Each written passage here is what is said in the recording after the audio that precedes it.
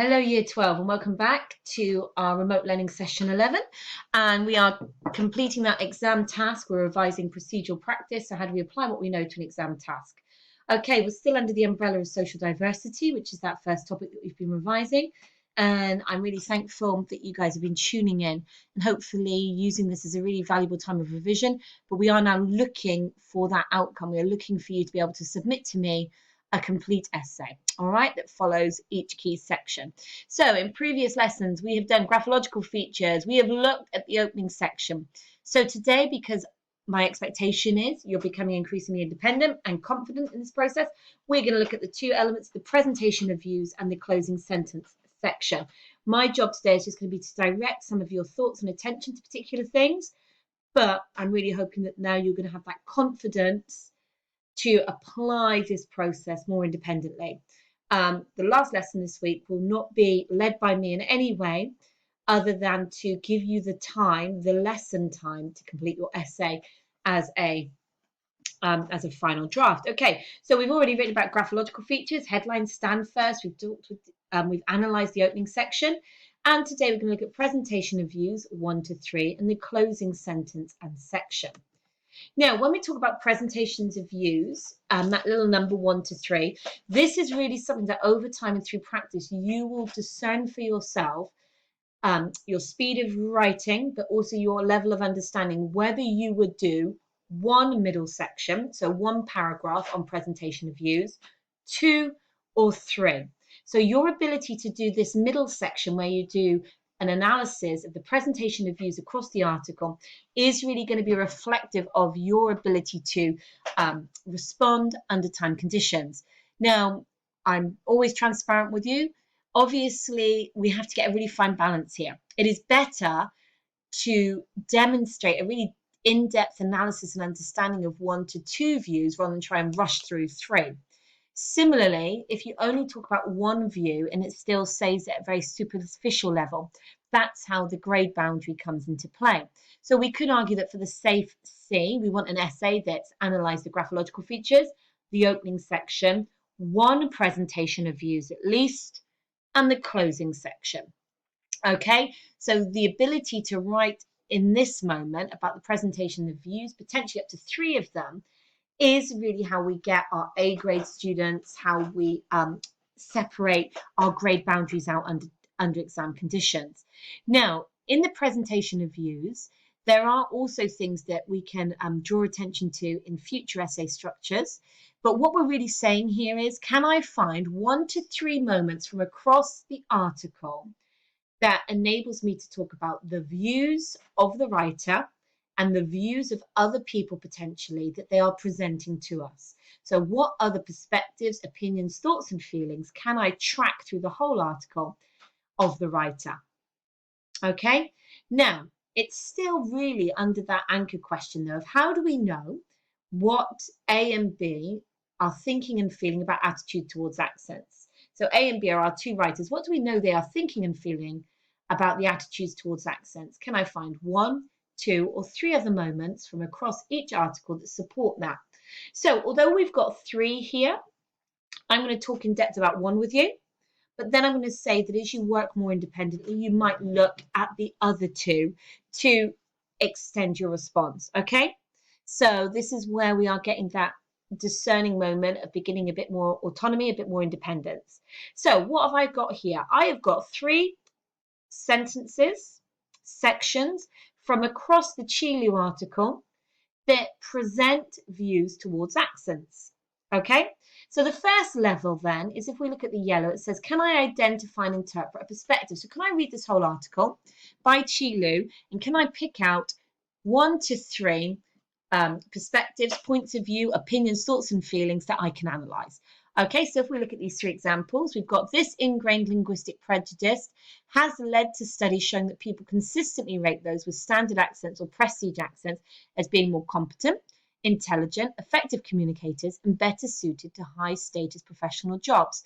Now, we've got the subordinating conjunction that.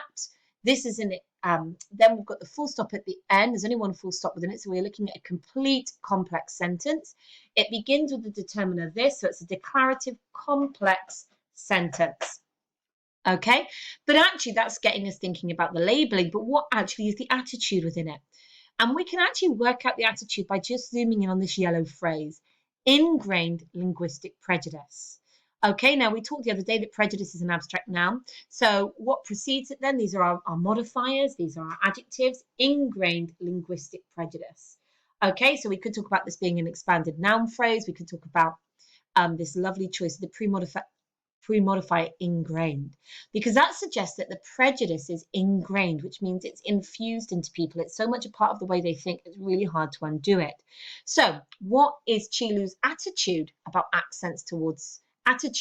towards accents, or what does she think, or they think, sorry, that people feel about accents? She's saying there's prejudice towards accents. So we could just talk about the noun choice prejudice. This suggests that there are views towards accents that are prejudiced, that are discriminatory. But if we look at the bigger picture, the ingrained linguistic prejudices, we could say that those prejudices are long-standing. They've been ingrained into the way people think. Okay, so we've got an attitude there, and we can begin to describe it and how language is being used to present those attitudes. So within the declarative complex sentence, the opening noun phrase, ingrained linguistic prejudice, suggests that there is a negative attitude towards accents in which people are discriminating against people based on the way they speak. The pre-modifier ingrain suggests that this attitude is long-standing and very hard to challenge. Okay, so that says identifying and describing. Now, if we just quickly look at the other two, even in job interviews, it's easy for an interviewer to fall into the trap of believing that a person's mere accent is enough to indicate their ability. Okay, we can work out from that phrase, fall into a trap of believing that a person's accent is enough to indicate their ability, that there is an attitude towards accents in which people listen to the way you speak and make decisions, judgments about your ability, your intelligence. So we could talk about the noun phrase, ability. We could talk about this lovely metaphor, fall into the trap. Now, this is interesting because this metaphor suggests that our writer isn't supporting attitudes of discrimination. They aren't supporting the ideas that this prejudice is acceptable. They are setting themselves, their opinion, against this attitude. As soon as you call something a trap, you're saying that this is not the way it should be. So we've got the opinion of our writer, Chili, being revealed through their use of metaphor, falling into the trap. Okay, but they're also presenting views towards attitudes from other sections of society. Okay, now we're describing that one. If we wanted to really quickly, we've got the full stop at the end. It begins with even. So this is a declarative sentence function. Again, we've got our lovely that. As soon as we see a that, guys, we can immediately confidently call it a complex sentence. So we've got another declarative complex sentence being used to express two opinions. The opinion of the writer, which is being presented through the metaphor choice, versus the attitudes, the opinions of other people that think it's okay to judge somebody's ability based on the way they speak. Okay, social biases bleed into our cognitive interpretations of language. Now, I really like this sentence or this phrase. I've taken this out of the sentence, so you don't always have to be looking at whole sentences. When you're looking for presentation of views, it could be a word, a phrase. Okay, now we've got social biases bleed. Look at that lovely choice of that verb, bleed. Here it's being used metaphorically, figuratively. So social biases bleed into our cognitive interpretations of language. So this is quite an intelligent use of language here. So the attitude of our writer, they're demonstrating their credibility, their expertise through their language choice. Okay, but what does it really mean? Okay, social biases. So bias is being used there as a synonym for that earlier use of prejudice, that people are discriminating, people are biased at a social level, okay, how they view people within society. And this is bleeding into, I love that. So this is kind of like spreading into the way we interpret language. So in other words, what comes first? The social bias. It's attitudes and biases within society that exist, which then infect, bleed into our way of viewing language. So that's a really clever sentence. So what we can also do then with those same sentences to get a higher grade is to have a slightly different focus. So we could look at appreciating in context and getting ready to compare. So few little bits. So studies. So as soon as we've got that little noun choice, studies, it's reminding us that the ingrained linguistic prejudice has led to studies showing that people consistently rate. So actually, this is just reminding us that we can always look at context. Okay, so we've got the opinion of the writer, the journalist, but she's drawing down information from studies from other sources. Similarly, in job interviews, so it's telling us that this information, these findings are coming from not the opinion of the journalist, but from other areas. So job interviews and studies, professional contexts that are revealing that these attitudes exist. So it's reminding us we can always appreciate language in context. And linking and comparing across both articles, we see that there is an attitude towards people that is biased, that is prejudiced. We've actually got the word prejudice in Article B right at the beginning. Okay, we've got a person's accent's enough to indicate their ability. So we've got our writer, Katie Edwards, actually unpacking for us a time where she was unfairly discriminated against because of the way she speaks. Okay, so that's a link, that's a comparison. Both writers are dealing with prejudice and bias, however, from different perspectives. Katie Edwards is giving a personal perspective and anecdotal experience where bias was leveled towards her, whereas Text A is looking at biases that are being revealed through studies, job interviews, other areas. Okay, now from our Katie Edwards, our text B, it's a similar process. I've got here 3 moments from across the article that you could use to turn into your sentences in a minute, or you can find your own and select your own quotes that you want to unpack. So here we go. I felt utterly bewildered that the way I speak had elicited such a deeply offensive and disrespectful response. So again, we've got the polarization of 2 attitudes here in responses. We've got the experience of the writer sent against her experience with the student. So on one hand, she feels bewildered. Okay, I felt utterly bewildered. So this word choice, bewildered, shows that she feels confused. Our writer, Katie Edwards, doesn't understand. Now, we could expand that and link it to the other emotional response that she has, embarrassment. So this is an emotional response in our writer. They're writing about an experience of prejudice and discrimination that's had an emotional impact on them. But Dr. Katie Edwards is also self-aware enough to know that the response from the stranger, so the way that this student had talked to her, was wrong, because she talks about it being offensive and disrespectful. So Katie Edwards is championing that it's okay to recognize that these attitudes of prejudice and bias are wrong. They're disrespectful and they're offensive. So we could look at the word class choices. Okay, again, begins with the subject, ends with a full stop. So we've got declarative sentence. And we've got that again. Okay, so some lovely indicators that immediately make us go complex declarative. Okay, and then we can zoom in on some of the word choices.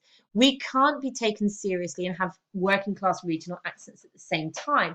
So here's another attitude that exists within society, that if you have a working class regional accent, you can't be taken seriously. So we could unpack this verb phrase, to be taken seriously. That means that people underestimate you.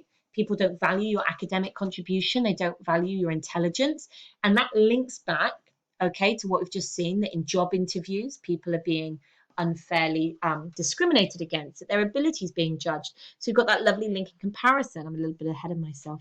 Okay, I frequently hear friends and students, colleagues, teachers, and parents talk about rough or common accents. So again, what are the attitudes towards accents? Well, some people believe accents are rough or common, so those adjective choices are revealing an attitude. However, we know that our writer doesn't agree with that. They don't agree with discriminating against accents and judging them. They believe it's a form of prejudice and they're challenging it. Okay, so just to take it across, some contextual things to remember. Look at all these eyes. Okay, this is an anecdotal response that our writer is responding from a very personal level in text B. It's anecdotal. But this is a lovely moment. Okay, I just want to zoom in on this second quote. We can't be taken seriously, about the danger of taking language quotes out of context. So this is where actually for an A grade, you've got to be really, because who is that we? And you have to look at the paragraph. You have to go back and put it into context to look at this way. So we know that she is Dr. Katie Edwards. We know that she is an academic professional. And actually, when you look at the we, it's very particular. She's referring to professionals in academic circles who cannot be taken seriously and have working class regions.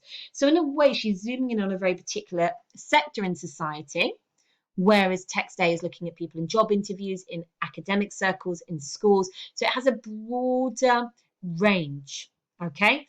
Text B is a very narrow range initially on a person's individual experiences. Text A is very broad. So we've got those links and comparisons that we can use, which are brilliant.